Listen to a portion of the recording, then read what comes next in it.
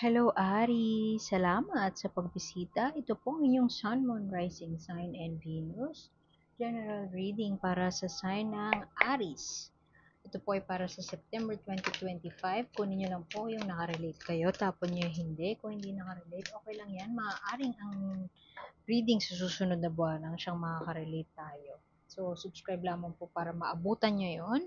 Pero naniniwala ako meron at merong dahilan kung bakit tayo napadpad dito. Maaaring sa mensahe niyan, sa mensahe ng deck na ito, o sa mensahe ng deck na ito. Ito ang ating Oracle deck. Bagong bago. Hindi ko alam kung meron yan yung ibang mga tarot readers, pero bagong-bago kasi yan. Dahil bago siya, babasahin ko sa inyo yung description mamaya. Anyway, Page of Wands, tingnan mo, oh, parang sinusurvey niya yung land niya, meron siyang staff, parang ready na siya for an adventure, pero iniisip pa niya, paano siya magsisimula, paano yung proseso, at paano ko gagawin to. Pwedeng, halimbawa, kung mag-venture ka into a new business, iniisip mo pa paano sisimulan, inaaral mo pa, inaaral mo pa yung terrain, inaaral mo pa saan ka magtatayo, inaaral mo pa yung mga sitwasyon, inaaral mo pa yung finances mo. Pwedeng ganon. So, student of life, ready to conquer the world, pero you're doing due diligence at pag-aaral bago mo simula ng isang bagay. Hindi ka pa ganun ka-confident, pero alam mo na makakarating ka doon, unti-unti, step by the step, baga. Anyway, mukhang ikaw ay galing sa isang masakit na pangyayari. If not, ito ay mangyayari pa lamang. Three of Swords, yan ay heartbreak. Nakamamatay na na sakit sa puso. Sakit sa puso, as in parang nasaktan ka or sasaktan ka, masasaktan ka. Ganun na lang. Passive voice. Maaaring ang iyong kausap, iyong partner o iyong ka-connection ngayon ay Scorpio, Pisces, Cancer. Water sign, very emotional. At siguro depressed siya or meron siyang pinagdadaanan ngayon kaya hindi maganda ang kanyang toyo. Pardon the word pero yun yung narinig ko, toyo. Medyo hindi kayo match ng toyo this month at maaaring may masasabi siya na masasakit na salita na talagang masasaktan si Aris. Pwedeng ikaw yon, energies could be interchangeable ha. Pwedeng ikaw yung may masasabi na hindi magugustuhan itong taon to at pwedeng siya ay magwawala. Yung emosyon niya hindi maganda ang lagay, pwede kasi may pinagdadaanan siya na hindi niya sinasabi.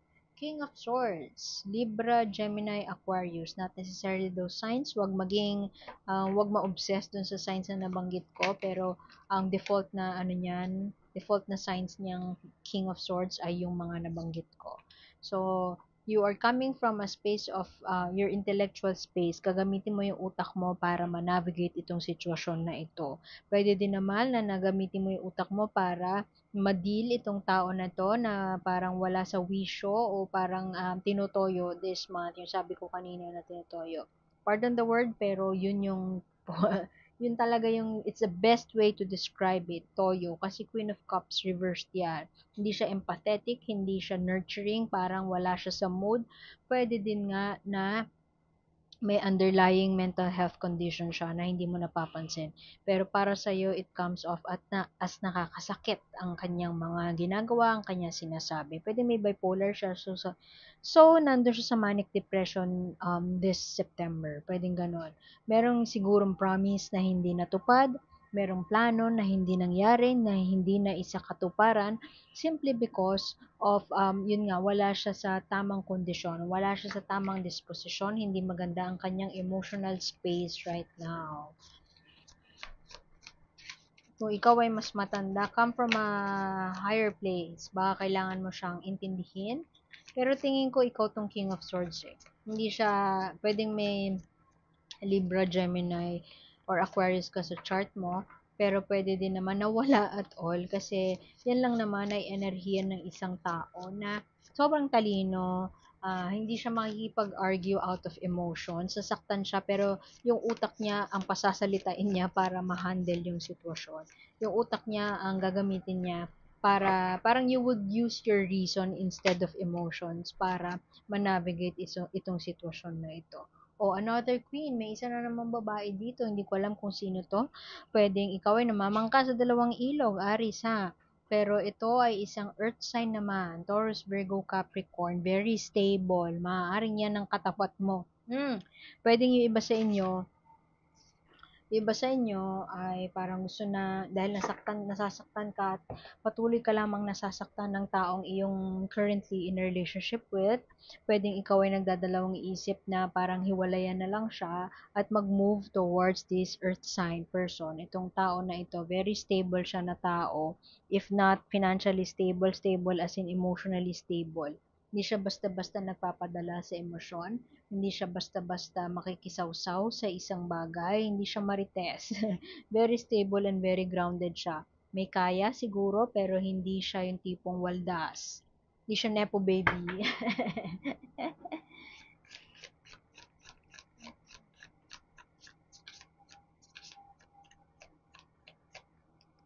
Pwede din friend yan eh. Pero siguro 2026 pa, friend siya na ano, magkaka-developan kayo. Hindi ko pa nakikita sa ngayon eh. Pwede kasi na magiging close kayo niyan. Siguro mag-work kayo together on a certain project or meron kayong magko-collab kayo tapos marirealize nyo eventually na bet nyo palang isa't isa. Pero I don't think September pa siya. Matagal pa. Kasi very, very outsider ang vibe na napipick up ko dyan sa earth sign na yan. Not necessarily earth sign, basta stable na tao. And sobrang ibang-iba siya dito sa unang queen na lumabas natin, yung magulo ang isip, may toyo. Sorry na sa word kung paulit-ulit, pero ganun talaga ang Queen of Cups na reversed. Parang may postpartum, ganun.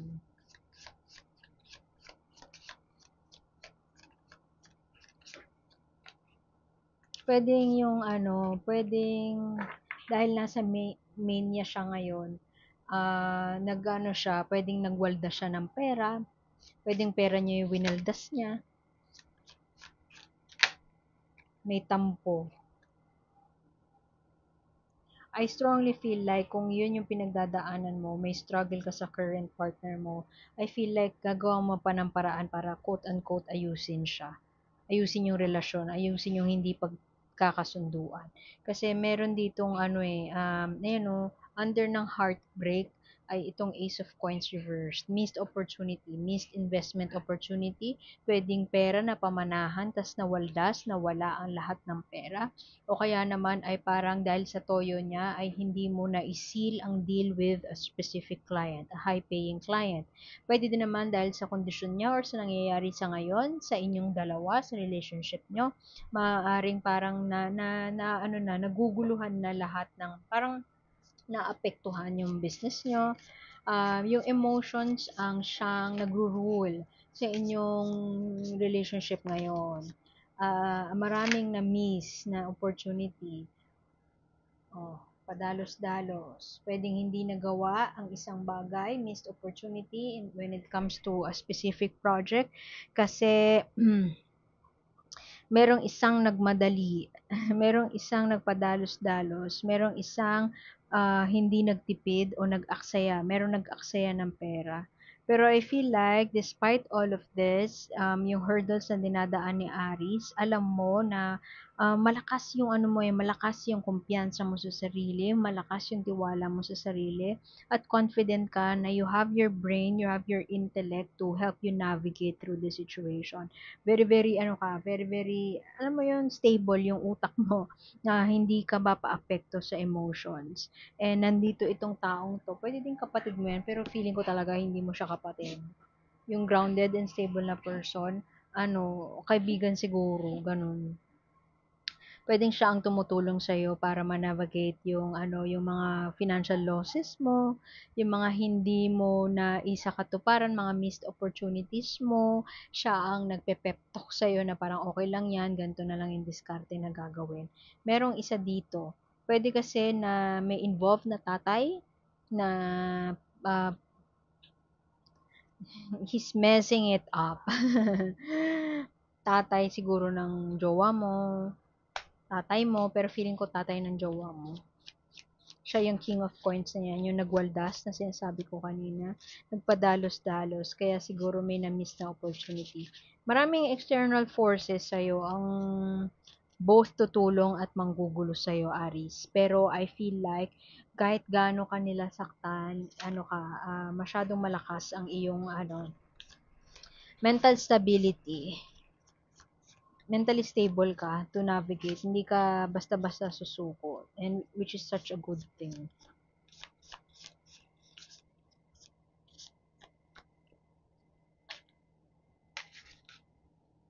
Ano ang huling mensahe mula dito kay Aris? Uy, wedding!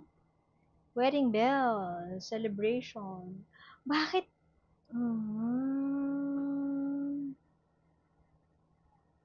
Pwede din yung isang scenario na nakikita ko is yung breakup or yung heartbreak na ito, hindi mo ginusto. Pwede kasing, very extreme to pwedeng isa lang yung makarelate dito hindi ko sinasabi na yung lahat. Pero yung energy ng heartbreak, merong mangyayaring heartbreak, may masasaktan, mukhang ikaw yon. Hindi mo ginusto, ito yung extreme na situation na nakikita ko. Pwedeng dadalin sa isang mental health care facility ang iyong partner.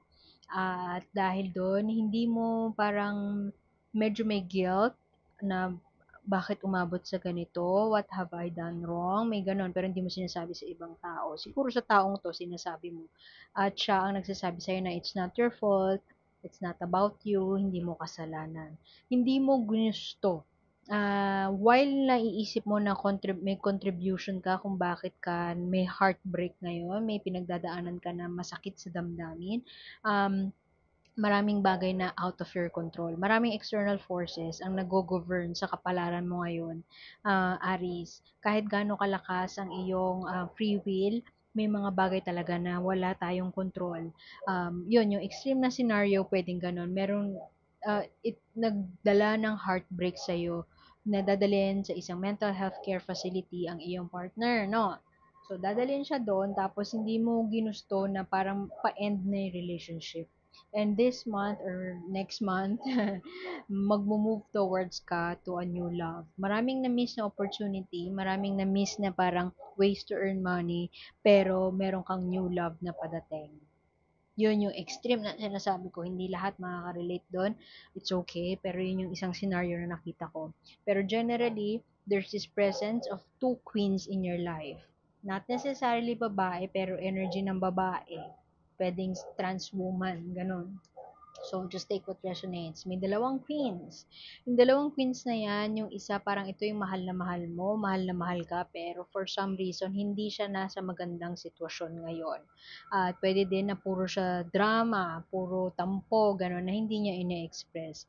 And that's something na iba sa how you live your life. Kasi ikaw, by reason, hindi mo hinahayaan, may emotional mastery ka, hindi mo hinahayaan ng emotions ang magdikta sa'yo. Yung partner mo ganon. Minsan iniisip mo na maganda na may differences kayo, pero at the same time, you're yearning for someone na ka-level mo. Mag-isip, mag-control ng emotions, ganon. Walang nakakaalam siguro nun. Siguro sarili mo lang o yung mga closest friends mo.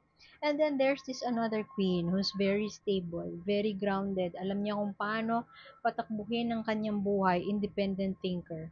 And ka doon, na-attract ka. Siguro with all your vulnerability ngayon, yung mga kahinaan na lumalabas ngayon, na-attract ka dun sa tao na kumbaga mag-amplify nung strengths na meron ka. Kasi for the lack of a better term, and aminin man natin o hindi, si current partner ay maaaring hinihila ka pababa. Hindi mo yun sasabihin sa mga kamag-anak niya, hindi mo sasabihin yun sa mga kaibigan niya, pero yun yung nararamdaman mo. So, parang gusto mo mag-move towards a new love, a new life, magkaroon ng pagbabago, pero I don't think mangyayari siya anytime soon. Tatrabahuin mo muna yung current relationship mo, nasaktan ka, pero galit sa'yo yung mga tao, pero in the long run, hahanap at hahanap ka. Parang nandyan na nga sa paligid mo eh. Nandyan na nga sa paligid mo yung tao na alam mo, pakakasalan mo na. Alam mo, very common, di ba, yung scenario na 12 years in a relationship tas hindi pinakasalan pero 1 month into the relationship with sa bagong karelasyon pinakasalan agad. Bakit? Medyo related yun dito. So, kung halimbawa iiwan or parang magko-call it quits, matatapos na yung old relationship mo, itong bagong relationship mo, dun mo marirealize, parang pakakasalan mo agad. Eh, no, for once, wedding to eh. Sa kanya, clarification yan. So, it may not happen this September ha, pero may scenario na ganon. Merong isang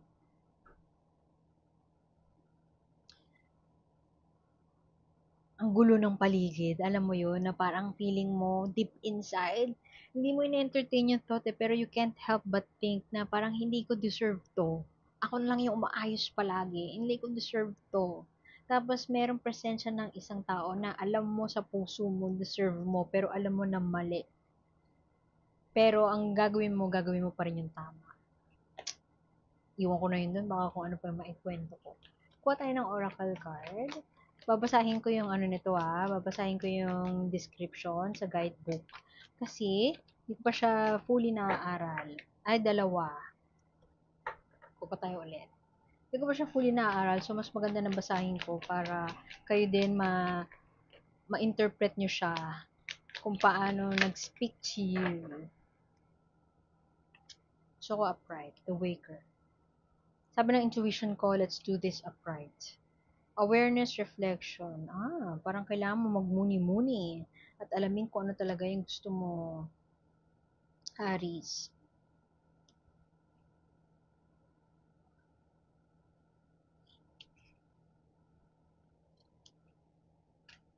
The Waker. Two siblings sit in a room. One sleeping,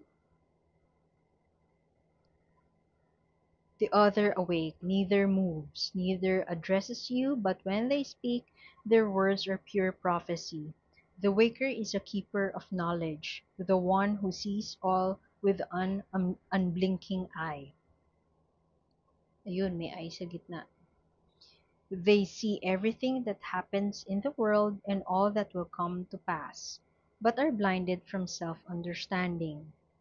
Right now, it's important to practice awareness of your surroundings.